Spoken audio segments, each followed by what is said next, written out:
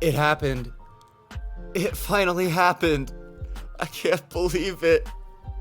After all these long years, I finally the Mariners made the playoffs, baby. Yeah. 2001. That's the last time that the Seattle Mariners have made the playoffs. Until now. Because this 2022 team has finally ended the longest playoff drought in major American sports. And both growing up an hour south of Seattle and being a huge baseball fan my entire life and almost having no choice but being a Mariners fan for all of these years. God, it's been a long 21 years. Holy shit. This team has been the pinnacle of an abusive relationship to its fan base, because year after year, every time we thought we were getting close, dick punch, dick punch, dick punch. But no more. After all these years, it's finally over.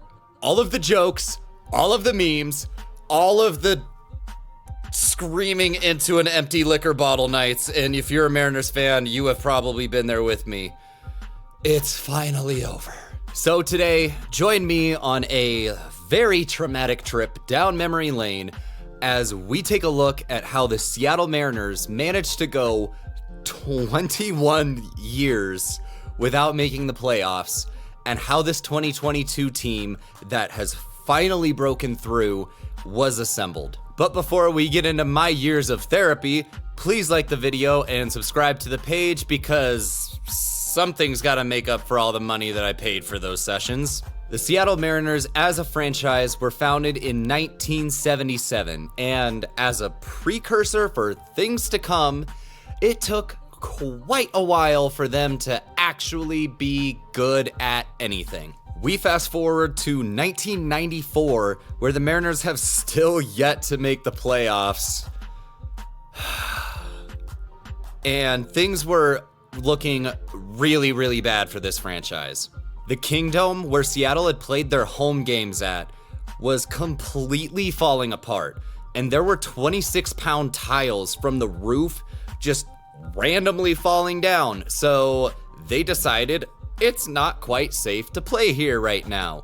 So Seattle had to play a 20-game road trip that season. On September 19th in 1995, there was a vote to fund a new stadium for the Mariners, and it got shot down.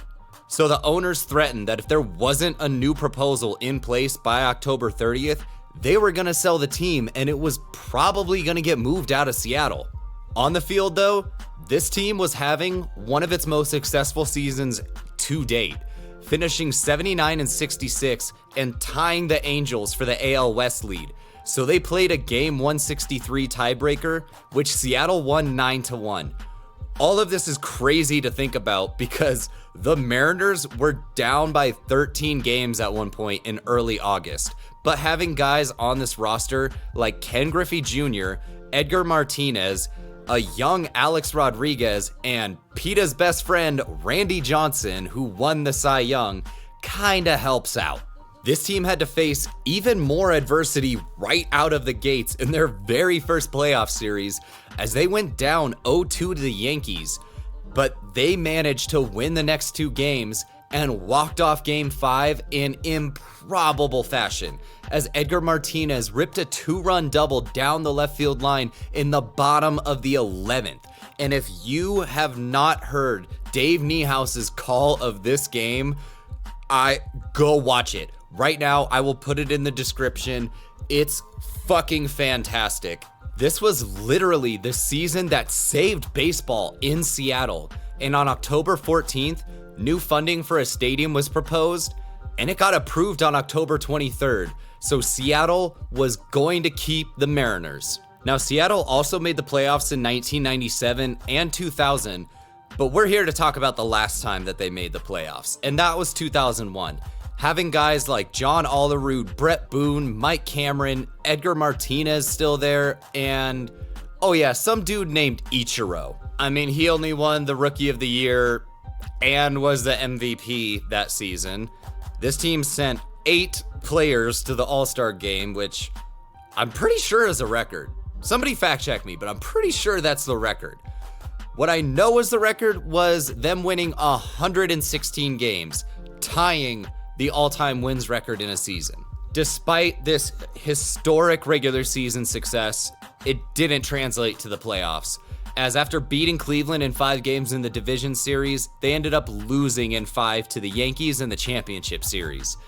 And here's where the pain begins. Since then, there's been 8 seasons that Seattle's finished above 500 and not made the playoffs, 3 of which they won 90 plus games. And this wasn't necessarily for a lack of trying. I mean, there were a handful of times that Seattle brought in the top free agent guys like Adrian Beltre, Sean Figgins, Robinson Cano, Nelson Cruz.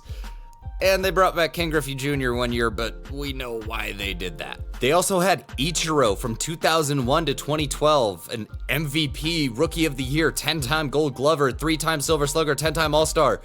King Felix Hernandez, winning a Cy Young, 2nd place twice, 6 All-Stars. And beloved Seattle Mariners icon now, Kyle Seager, who played 11 seasons there, winning a Gold Glove and an All-Star, and getting an absolutely perfect send-off ovation last season. But despite all of this, Seattle was not run very well during these seasons. And probably the biggest way that you can tell that is how they drafted. From 2002 to 2015, twice they didn't have a pick. 1 player they drafted didn't sign, and out of all of these picks, they got a combined 21.8 Baseball Reference WAR from 16 first-round slots. You just cannot have this kind of failure with your first-round picks in a draft. The best player that they drafted during this time was Adam Jones, who was mainly with the Orioles because Seattle had this fucking trend of trading all of their high potential players for almost no reason. Just giving guys up, and every fucking time they would go to a different team and then be good. But now we get to the part of this video that doesn't suck quite as much. On September 28th, 2015, Seattle signed Jerry Dipoto to be their new general manager.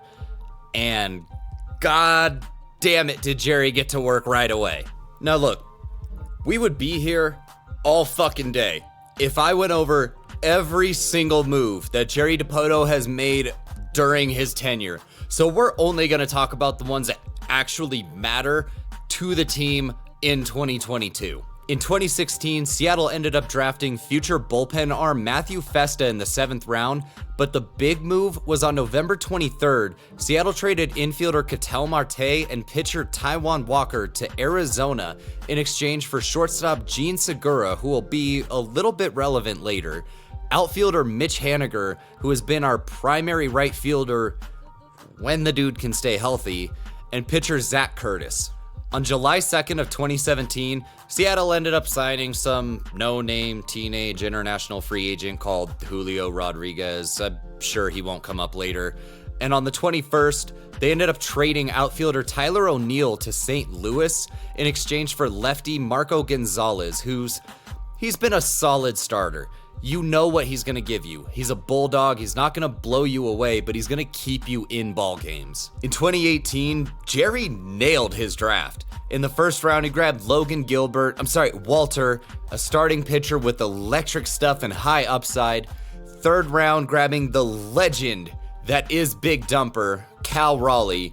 And all the way in the 33rd round, he got future bullpen guy Penn Murphy. He followed this up that November by signing utility man Dylan Moore as a free agent, and then trading pitcher James Paxton to the Yankees for pitching prospect Justice Sheffield, outfielder Dom Thompson-Williams, and future bullpen arm Eric Swanson. And Dylan Dipoto just kept on rolling in December, trading second baseman Robinson Cano and closer Edwin Diaz to the Mets for outfielder Jay Bruce, pitchers Anthony Swarzak, Gersten Batista, and Justin Dunn, and top-rated prospect outfielder Jared Kelenic. He also ended up trading shortstop Gene Segura, told you he'd be back, and pitchers Juan Nicasio and James Pazos to the Phillies for shortstop J. Pete Crawford and first baseman Carlos Santana, even though Santana wouldn't be there very long.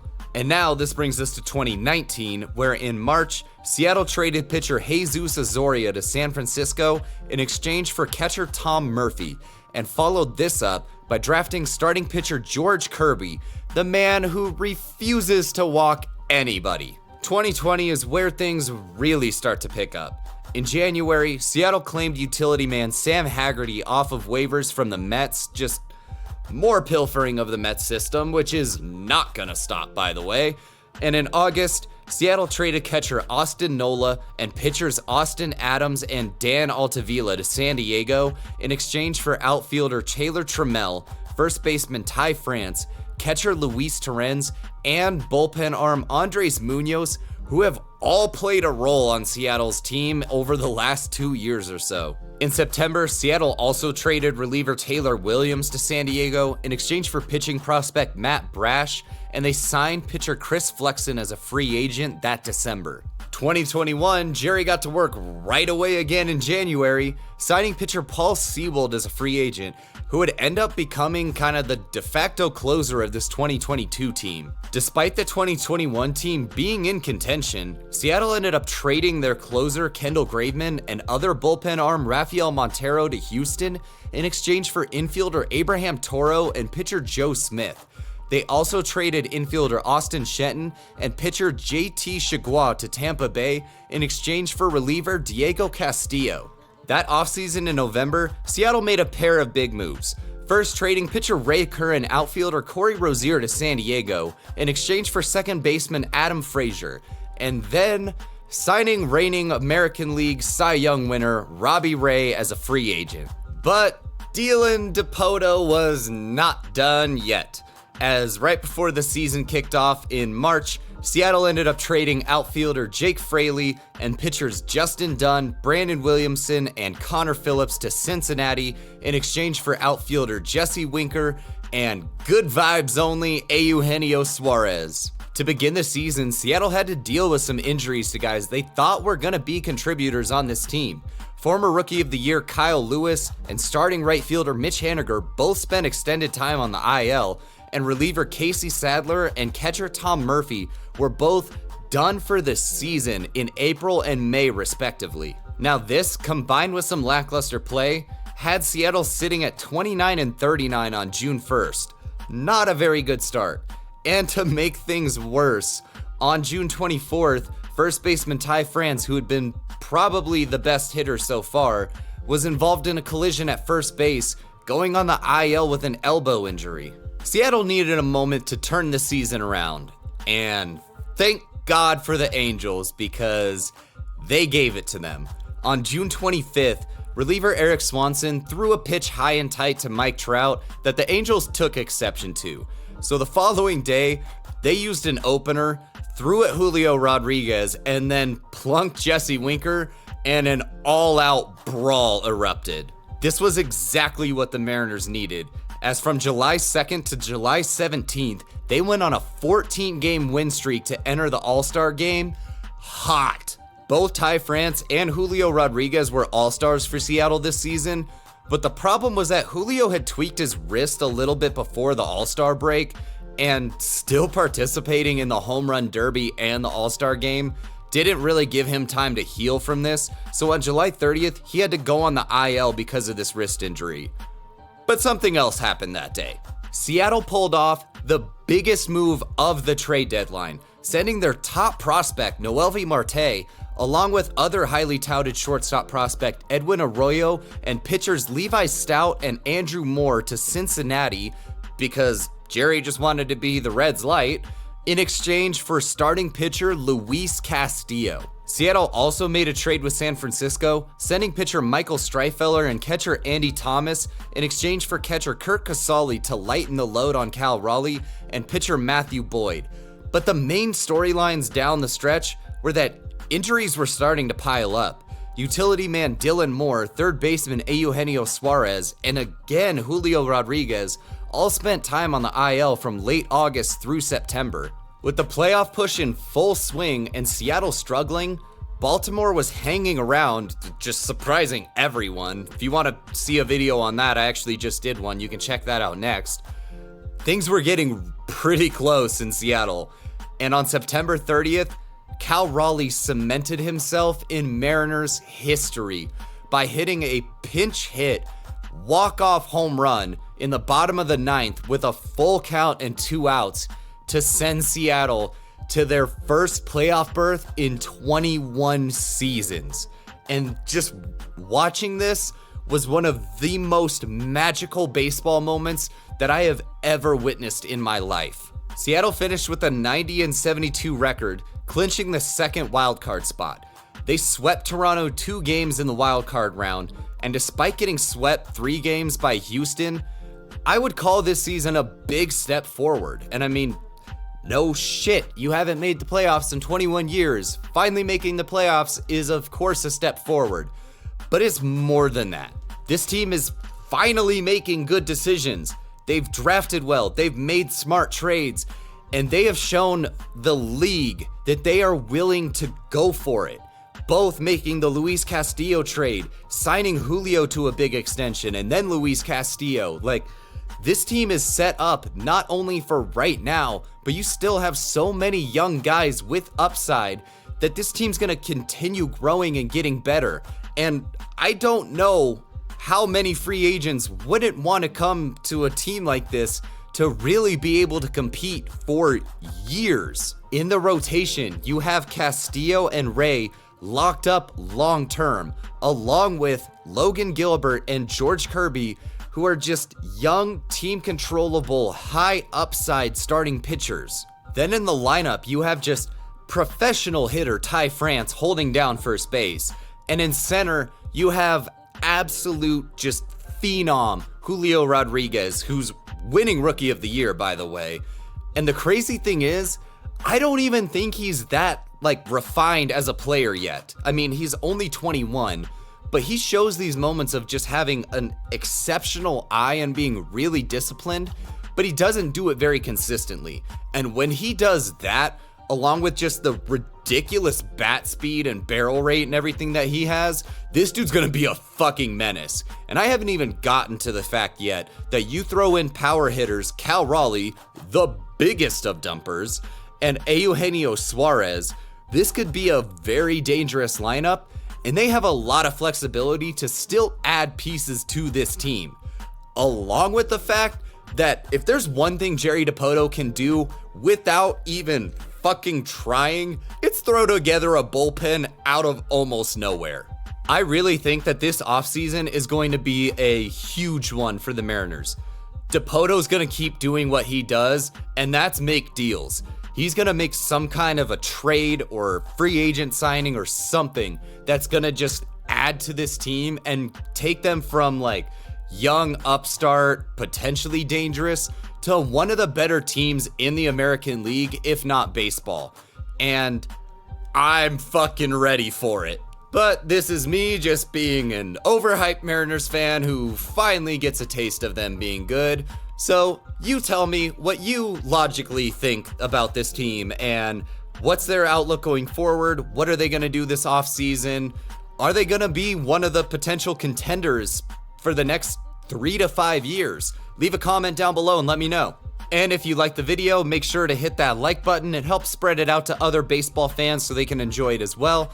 And make sure you subscribe to the page so that you can stay up to date whenever we drop content just like this. This has been the Mound Visit. Thanks for watching. I hope you enjoyed. I'll see you in the next one. Peace. Oh my God, is this what being a fan of a good team actually feels like?